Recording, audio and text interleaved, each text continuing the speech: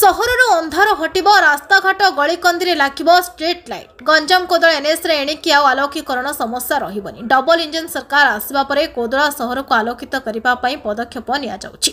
अध्यक्ष सूर्यनारायण नायक नेतृत्व में आरंभ होइछि एभଳି पदक्षेप। कवि सुजनकर विधायक प्रताप चंद्र नायक और सांसद अनिता शुभदर्शनी पट्टनायक निर्देश में कोदला सहर प्रति वार्ड स्ट्रीट लाइट लगाई आलोककरण करिबा पई प्रयास आरंभ करिसेंते अध्यक्ष सूर्यनारायण नायक। सोमवार कोदला दंडेश्वर मंदिर निकट स्ट्रीट लाइट शुभारंभ कराଯାଇଛି। पूर्वर लागिथिबा किछि स्ट्रीट लाइट खराब हो जाइथिबा बेले से सबुर नवीकरण कराजिबा से अनेक स्थान रे खुंटस लागिबो स्ट्रीट लाइट। कोदला सहरर गलिकंदीर समस्त स्थान रे स्ट्रीट लाइट लगाइबा पई 1,50 लाख टंकार व्यय बराद कराଯାଇଛି।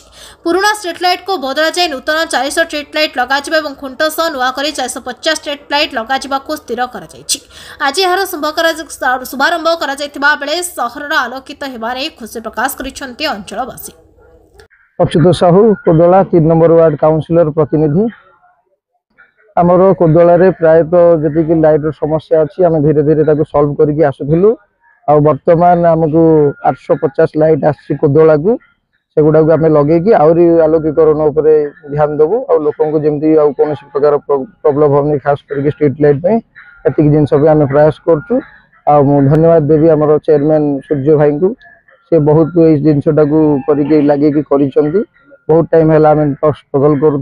धन्यवाद देवी विधायक कवि सुजनकर आमर प्रताप भाई को, चेयरमैन सार को, विधायक सार को बहुत बहुत धन्यवाद दूसरी जिन सूर्यनारायण नायक कोदला नगरपाल।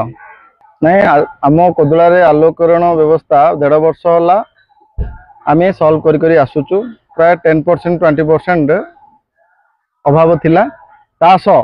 आमर एबे आज आम इनॉग्रेशन करिलु 400 लाइट विथ ता सहित क्लाम सहित 400 लाइट और 450 लाइट पोल और लाइट और क्लाम सहित नूतनीकरण जो जो जगह जारे पोल नहीं और जो जगह जारे करेंट लाइट रो सिस्टम नहीं से जगह नुआ करिके ए डबल इंजिन सरकार उद्यम जो संभव होइछि। आज आम कोदला खुशी खबर आज अनुकूल है। कम दिन भितर 20-25 दिन भितर ये सब कम्प्लीट जोड़े जोड़े लाइट लगे कथा से लगे। आलो जो प्रॉब्लम होता 10-20% लोक मानू आउ से हबन। कोदलारू कृष्णचंद्र पलाईंक रिपोर्ट, नायवती टीवी।